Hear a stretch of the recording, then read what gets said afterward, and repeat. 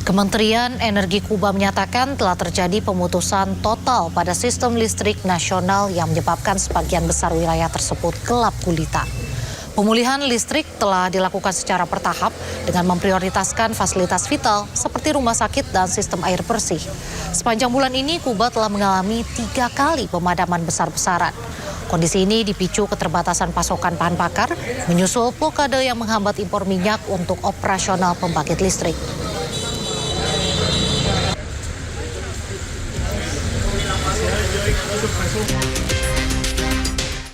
Tidak hanya Presiden Iran, warga di Teheran, Iran juga terlihat santai dan beraktivitas di tengah perang Israel-Amerika Serikat melawan Iran. Warga di Taman Partisan di Teheran, Iran beraktivitas seperti biasanya meski perang Israel-Amerika Serikat melawan Iran terus memanas. Para warga beraktivitas secara normal, mulai dari berolahraga hingga berpiknik. Mereka merasa tidak ada yang perlu ditakutkan meski perang terus memanas.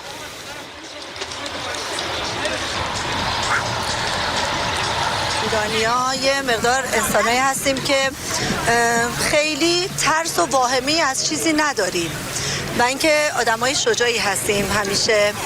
بعد الان من خودم هم معلمم، تو ایران معلم هستیم و اینکه خیلی هم دوست دارم که این طبیعت رو بیام. تحت این شرایطی هم حاضر نیستم که از بمباران و اینا، اتفاقا الان اینجا بودیم یه صدای خیلی مهیبی هم اومد ولی ما ورزشمون رو کنار نمیذاریم. زندگی عادی داریم تو ایران. خیلی هم خوشحالم از بابت این قضیه که میتونم زندگی عادی داشته باشم. حالا هر چی که پیش اومد دیگه، ما نمیتونیم برای چیزی که هنوز پیش نیومده خودمون رو اذیت کنیم. Pemirsa, serangan rudal klaster Iran mewarnai langit di tepi barat dan sejumlah kawasan lainnya. Serangan ini berhasil menggempur instalasi militer dan fasilitas vital di Israel.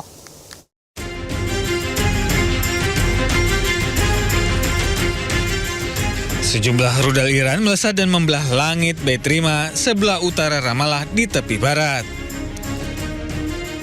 Rudal klaster ini berhasil menggempur instalasi militer dan fasilitas vital di Israel. Korps Garda Revolusi Islam mengumumkan peluncuran gelombang ke-83 dan 84 rudal dan drone yang menargetkan wilayah Israel dan pangkalan militer Amerika Serikat di Teluk. Sementara itu, tentara penjajah mengumumkan telah mendeteksi rudal yang diluncurkan dari Iran menuju wilayah negara Israel.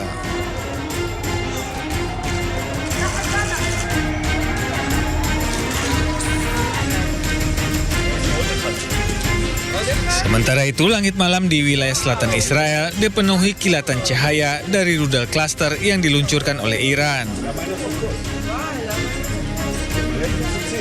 Rudal klaster Iran dikenal mampu memecah menjadi banyak bom kecil di udara. Hal ini membuat rudal Iran sulit dicegat sepenuhnya oleh sistem pertahanan udara Zionis. Serangan balasan Iran ini menjadi bagian dari eskalasi konflik yang terus memanas antara Iran, Israel, dan Amerika Serikat. Eskalasi tersebut menyebabkan harga minyak naik hingga lebih dari $100 per barel dan memicu protes di beberapa negara.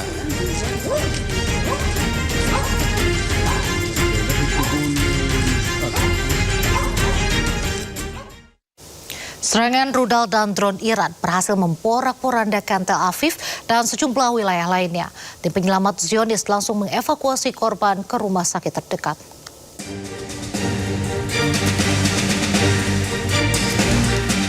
Inilah kawah yang diduga akibat hantaman rudal klaster Iran pada sebuah bangunan tempat tinggal di Tel Aviv.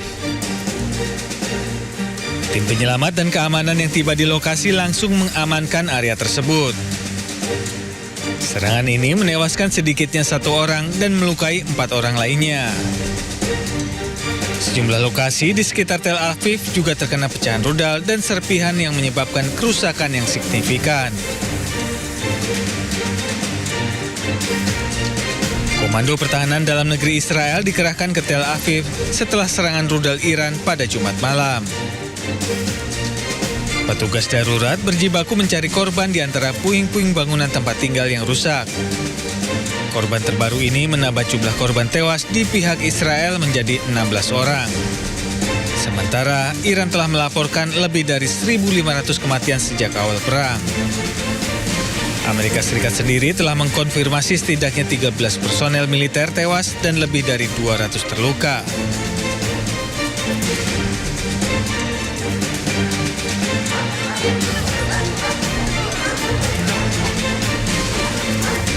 Seorang pria yang berusia 52 tahun yang tidak berada di dalam bunker tewas akibat serpihan roket. Komandan kantor polisi Lev di Tel Aviv, Rotem Faskar, mengklaim bahwa pecahan tersebut berasal dari bom tandan yang menghantam jalan. אנחנו בשלב הזה לא יודעים להגיד מה הנסיבות, אנחנו כמובן בודקים אותם, אנחנו יודעים להגיד מה הוביל לפגיעה, מעבר לזה לא. אנחנו למעשה נמצאים בזירה שכבר הייתה זירה בעברה. נכון, אבל כמו שאמרתי בהתחלה, מדברים בפצצת מצרר, אנחנו מבינים שרמת הדיוק שלה היא לא באמת רמת דיוק שאפשר להסיק ממנה משהו, אבל נכון, זירה שהיינו בה, באופן טבעי מרכזי הערים הם יעד אטרקטיבי לפגיעה, ומרכז העיר תל אביב הוא באופן טבעי אחד כזה. Ketegangan meningkat di seluruh Timur Tengah sejak Amerika Serikat dan Israel melancarkan agresi militer ilegal terhadap Iran pada 28 Februari lalu. Ironisnya, agresi militer ini berlangsung di tengah pembicaraan diplomatik yang bertujuan untuk membatasi program nuklir dan rudal Iran.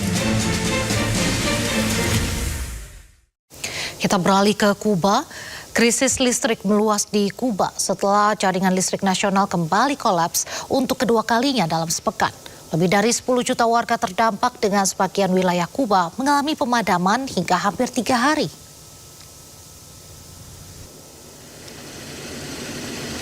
Waktu dan lokasi pasti dari rekaman tidak dapat diverifikasi secara independen.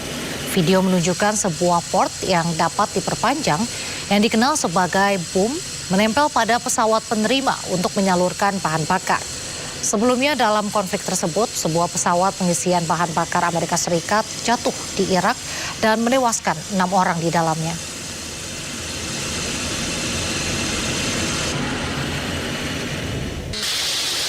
Sementara itu, militer Iran merilis rekaman yang mereka sebut sebagai peluncuran drone menuju situs-situs strategis utama di Israel saat konflik memasuki minggu kelima.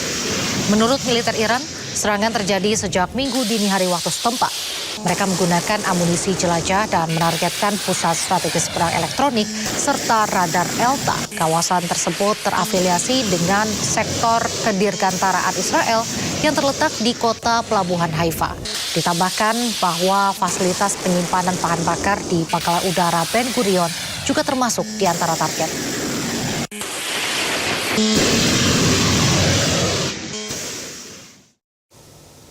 Amerika dan Israel menyerang permukiman warga di Teheran. Serangan udara terjadi dini hari, sejumlah warga dilaporkan